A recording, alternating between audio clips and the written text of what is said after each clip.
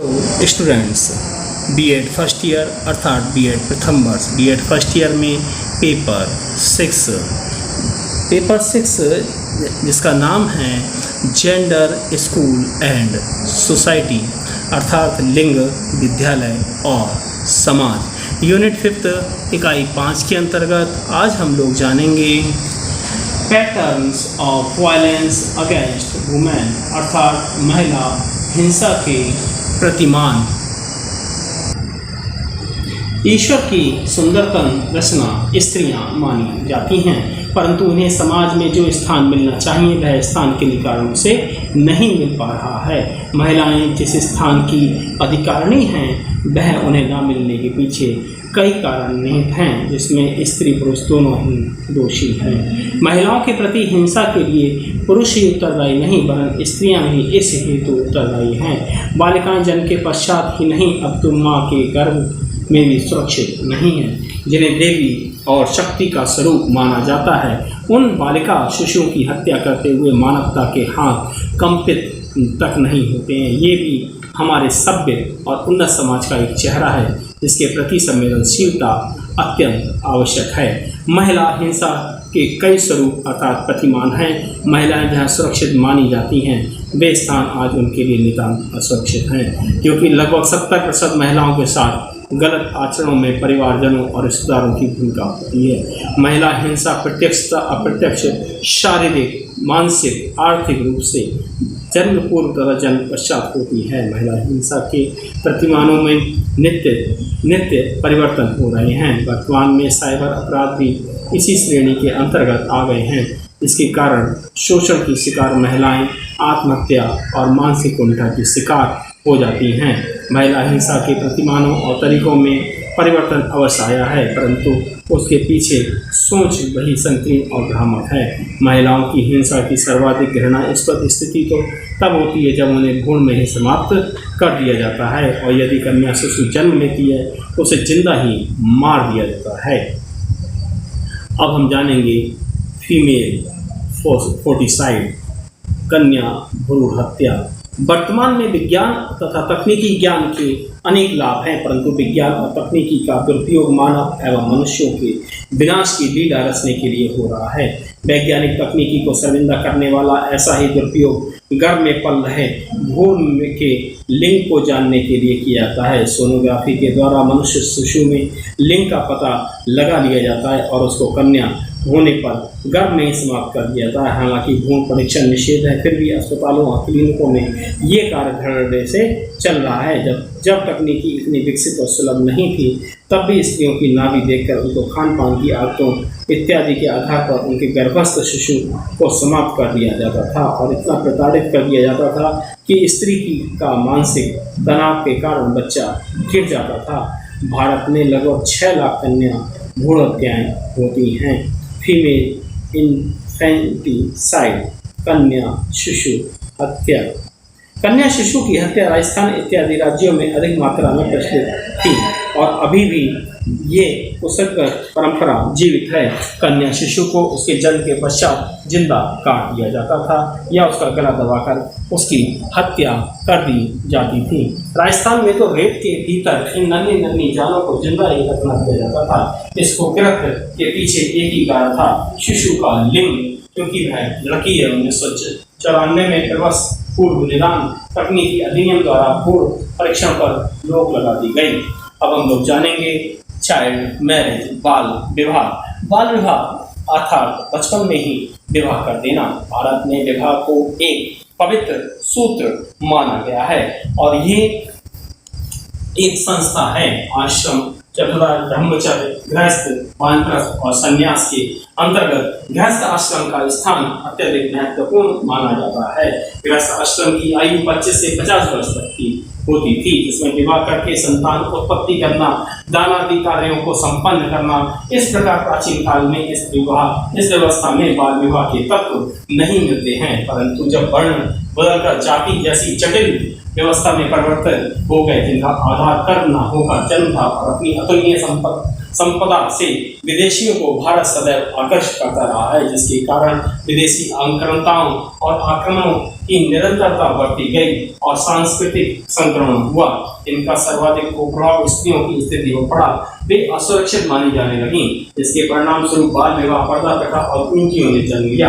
बाल विवाह 6वीं शताब्दी से अस्तित्व में आया। वर्तमान में विवाह का आयु का निर्धारण कर दिया गया, जो लड़कों के लिए 21 वर्ष तथा लड़कियों के लिए 18 वर्ष है। परंतु उत्तर भारत में अभी भी अनुसूचित जातियों में बाल विवाह का प्रचलन है। बाल विवाह रोकने के लिए बाल विवाह प्रतिषेध अधिनियम 2006 पारित किया गया। बाल विवाह रोकने के लिए इस अधिनियम के द्वारा दंड का प्रावधान किया गया, जिसमें 2 वर्ष तक का सश्रम कारावास और 1 लाख रुपए तक के रुपए जुर्माने का प्रावधान किया गया। जबरन बाल विवाह करने के लिए 2 वर्ष सश्रम कारावास तथा 1 लाख जुर्माने का प्रावधान किया गया। बाल विवाह के कारण निम्नलिखित बालिकाओं के लिए असुरक्षित वातावरण, कन्या को पराया धन मानना, रजो धर्म से कोई भी कन्यादान को उचित मानना, सामाजिक दबाव, लड़कियां स्वच्छंद हो जाएंगी अतः शीघ्र ही विवाह कर देना चाहिए, दहेज इत्यादि के कारण है। कुप्रभाव एवं उपाय। बाल विवाह भारतीय समाज की एक बहुत बड़ी कुरीति है। इससे बालिका ही नहीं, बालकों के शरीर और मनो मस्तिष्क की गति भी अवरुद्ध हो जाती है। बाल विवाह कुप्रथा के दुष्परिणाम निश्चित रूप से बालकों और बालिकाओं दोनों पर ही भुगतने पड़ते हैं, परंतु बालिकाओं की हानि अधिक होती है। उनकी स्वतंत्रता और बचपन विवाह की अग्नि में भस्मीभूत हो जाते हैं। बाल विवाह के दुष्परिणाम ये आते हैं कि शारीरिक विकास का अवरुद्ध हो जाना, मानसिक विकास का अवरुद्धिकरण होना, बालिकाओं के स्वास्थ्य की हानि होना, बाल्यावस्था की मासूमियत का हनन होना, बालिकाओं की शिक्षा पर नकारात्मक प्रभाव पड़ना, बालिकाओं को सामाजिक, राष्ट्रीय और उन्नति में भागीदार न बनाना। बचपन से ही भावना बैठ जाती है कि वह घर की 4 दीवारी में पिसने और स्वेच्छा से कुछ भी करने और कहने की अधिकारिणी नहीं है। ये सोच एक पीढ़ी से दूसरी पीढ़ी तक क्रमिक रूप से चलती रहती है। बाल मृत्यु दर तथा शिशु मृत्यु दर में वृद्धि होना, जनसंख्या वृद्धि होना, कुपोषित बच्चों का जन्म होना, अशिक्षित में वृद्धि होना, बेरोजगारी में वृद्धि तथा निम्न जीवन स्तर होना, देश की उन्नति तथा विकास में बाधक होना, खाद्यान्न में कमी होना, मानवाधिकारों का हनन होना। बाल विवाह के दुष्परिणाम व्यक्ति के व्यक्तित्व, जीवन या परिवार तक ही सीमित न होकर राष्ट्र या अंतर्राष्ट्रीय स्तर तक हैं। इस कुरीति को रोकने के लिए 2006 में बाल विवाह प्रतिषेध अधिनियम पारित किया गया। फिर भी बाल विवाह चल रहा है और सभी आंकड़ों के अनुसार अमेरिका जैसे विकसित देश में भी बाल विवाह का प्रचलन है। करीब 20% बाल विवाह भारत में प्रतिवर्ष होते हैं, जिसके पर दुष्परिणाम प्रत्यक्ष रूप से सभी को करने पड़ते हैं। इसके निराकरण करने हेतु कुछ सुझाव और उपाय निम्न प्रकार से दिए जा रहे हैं। नंबर 1, शिक्षा का प्रचार तथा प्रसार, प्रौढ़ शिक्षा का विस्तार। बाल विवाह को रोकने के लिए ग्राम स्तर पर पंचायतों और जागरूकता समूह को उत्तरदायित्व सौंपना। बाल विवाह वाले क्षेत्रों पर विशेष दृष्टिकोण, बाल विवाह के कारणों की खोज पर और उनका समाधान करना, प्रशासनिक इच्छा शक्ति नियमों का सख्ती से पालन करना, जागरूकता कार्यक्रमों का संचालन करना, बाल विवाह के दुष्परिणामों से समाज को अवगत कराना, बाल विवाह बालिकाओं की शिक्षा का समुचित प्रबंध करना जिससे वे आत्मनिर्भर बन सकें, पाठ्यक्रम द्वारा इन कुरीतियों को समाप्त करने का प्रयास करना। अब हम लोग जानेंगे दहेज प्रथा। दहेज प्रथा आज नहीं, अब तो प्राचीन काल से चली आ रही है, परंतु इसका वर्तमान रूप कुसंगत है। जब प्राचीन काल में दहेज जबरन वसूली गई या तय की गई रकम न होकर स्वेच्छा से कन्या के परिजनों द्वारा दिए गए उपहार होते थे। प्राचीन काल में बालिका को विवाह के समय परिजनों तथा माता पिता के द्वारा प्रेम पूर्वक अपनी इच्छा से वर और कन्या तथा वर के परिवारजनों को भेंट प्रदान की जाती थी, परंतु इस प्रथा ने कालांतर में कुप्रथा का रूप धारण कर लिया है, जिसके कारण बालिकाओं में पैदा होते ही उन्हें मार दिया जाता है या मरने की कामना की जाती है। बालिका उत्पन्न होने के बाद मातम सा माहौल छा जाता है और समाज में भी लोग जब सुनते हैं तो ऐसा करते हैं जैसे बेटी उत्पन्न नहीं हुई हो, कोई विपत्ति आ गई हो।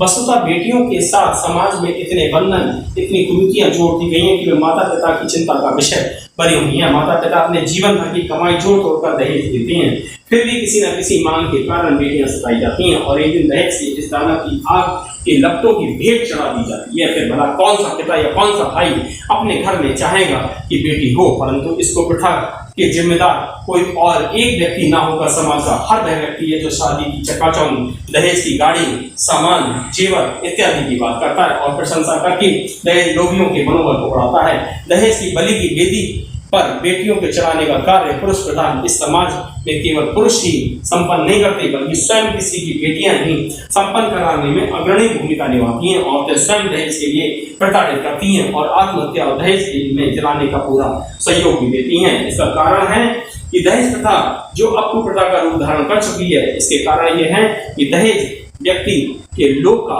दुष्परिणाम होता है। समाज में दिखावा और अपनी झूठी शान के लिए व्यक्ति दहेज देते हैं। स्वयं को ऊंचा और अमीर दिखाने के लिए लोग दहेज देते हैं और लेते हैं। बेटियां खुश रहें इसलिए माता पिता दहेज देते हैं। योग्य वर्ग मिले इसलिए माता पिता दहेज देते हैं। माता पिता वह बेटे के हों या बेटी के हों, दहेज के बारे में वर वधू के भावी जीवन के लिए संपूर्ण व्यवस्था के नाम पर दहेज देते हैं। जिन लोगों को दहेज नहीं मिलता है वह समाज मानता है कि उनके परिवार या घर में कोई न कोई खोट अवश्य है, तो दहेज बढ़ चढ़ कर लेते हैं। परिवार के बड़े बूढ़ों और दहेज को मान्यता दिए जाने के कारण दहेज एक को चक्र है जिसे तोड़ना आसान नहीं है। तो दहेज का दानव नित्यगति भयावह होता जा रहा है। ससुराल में लड़की की धाक बनी रहे इसलिए भी दहेज दिया जाता है। इसके दुष्परिणाम ये हैं कि दहेज जैसी कुप्रथा के दुष्परिणाम ये निकले हैं कि बालिकाओं को अभिशाप मानना, बालिकाओं के अधिकारों की उपेक्षा, विशेषतः आर्थिक अधिकारों की और शिक्षा की उपेक्षा, क्योंकि बालिकाओं को दहेज देना होता है। सामाजिक कुप्रथाओं की समाप्ति न होना, स्त्रियों का शारीरिक और मानसिक उत्पीड़न होना, लिंगानुपात में असंतुलन होना, कन्या भ्रूण हत्या और कन्या शिशु हत्या में वृद्धि होना, दुल्हन की आहुति बाइंडिंग ब्राइड बर्निंग के मामले में वृद्धि होना, स्त्रियों की दीनहीन दशा हेतु उत्तरदायी स्त्रियों की प्रतिभा का उपयोग न होना, माता पिता की आकांक्षाओं को आघात लगना, समाज की नैतिकता और मानवीय संवेदना का ह्रास होना, बिना दहेज के सुयोग्य वर का न मिलना, दहेज के लोभ में बेमेल विवाह को बढ़ावा जिसका दुष्परिणाम कालांतर में तलाक या अपराधों को जन्म देते हैं, जीवन दक्षता स्तर में ह्रास होना, सुयोग्य संतानों की प्राप्ति न होना, अर्थ की संस्कृति की प्रधानता के कारण धार्मिक असुरक्षा और बेरोजगारी के कारण आर्थिक सुख सुविधाओं का लोभ होना। और इसके अब हम लोग जानेंगे उपाय। दहेज कुप्रथा की समाप्ति के लिए 1961 में दहेज निषेध अधिनियम बनाया गया, फिर भी दहेज के मामलों में कमी आने की अपेक्षा वृद्धि हुई। 1997 में आंकड़ों के अनुसार प्रति वर्ष 5000 महिलाओं की मौत हो जाती है। 498A में दहेज के लिए सख्त प्रावधान है। 7 वर्ष तक की सजा और जुर्माने के प्रावधान के बाद भी दोषियों पर कार्रवाई नहीं हो पाती है और वे बच निकलते हैं, जिससे लोगों में दहेज का दानव का भय नहीं है। दहेज लेने वाला तो दोषी है, साथ ही साथ दहेज देने वाला भी कम दोषी नहीं है। फिर भी बड़े बड़े नेता और समाज के आदर्श व्यक्ति खुलेआम दहेज ले और दे रहे हैं। इसलिए स्पष्ट है कि केवल कानूनी उपबंध मात्र से इस कुप्रथा को समाप्त नहीं किया जा सकता। इसको समाप्त करने के लिए हमें इस बात का ध्यान देना चाहिए कि दहेज लेने और देने वालों को समाज में हेय दृष्टि से देखना चाहिए। बालिकाओं को दहेज की अपेक्षा शिक्षा का दान और बल देना चाहिए। इसके साथ ही समाज में प्रत्येक व्यक्ति को स्वयं पहल करनी होगी कि दहेज न लेंगे और न ही देंगे। लड़कों को अपने विवाह के समय दहेज का बहिष्कार करना चाहिए। Thanks for watching. धन्यवाद।